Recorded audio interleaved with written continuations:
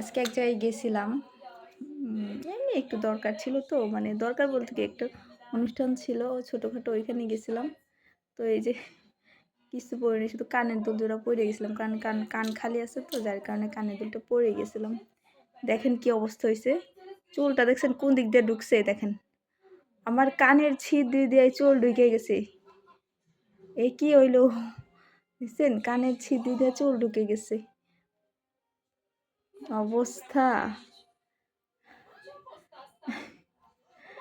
আচ্ছা যাই হোক, পরেই করি, এটা খুলি।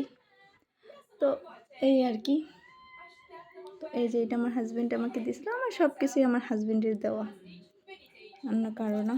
আর চলেন আপনাদেরকে একটা জিনিস দেখ, এই যে এখানে যা আছে সব আমার। এখানে হচ্ছে কয় জোড়া ঝুমকা, তারপরে এটা হচ্ছে আমার মেয়ের, আমার সুই সুতা, ঝুমকা একটা পড়ে গেছে কোন জায়গায়, দাঁড়ান, একটা ঝুমকা পড়ে গেছে, কই পড়ছে, এই পাইছি। এই যে এটা আমার সব থেকে পছন্দের একটা কানের দুল, মানে আমি এটাকে অনেক বেশি পছন্দ করি। তো কেমন হয়েছে সবাই একটু কমেন্ট করবেন।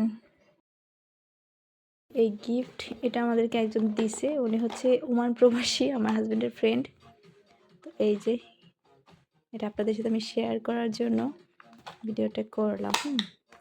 মানে আমার মেয়ের যখন রে এ দেখেন কি অবস্থা, আমার মেয়ের যখন 3 বছর, তখন ওনাকে আমার মেয়ে বলছিল যে ওর জন্য একটা, মানে কি বলো, এটার মেকআপ বক্স নিয়ে আসার জন্য। হ্যাঁ, আর উনি আসছে 10 বছর পর।